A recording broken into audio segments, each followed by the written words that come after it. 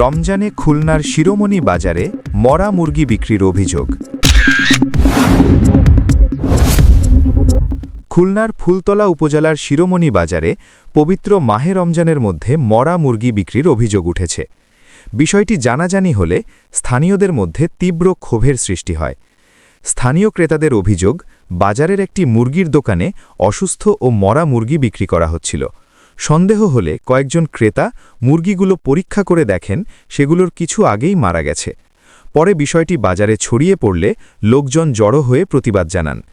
এ ঘটনায় বাজারে সাময়িক উত্তেজনা সৃষ্টি হলেও স্থানীয়রা সংশ্লিষ্ট কর্তৃপক্ষের হস্তক্ষেপ কামনা করেছেন।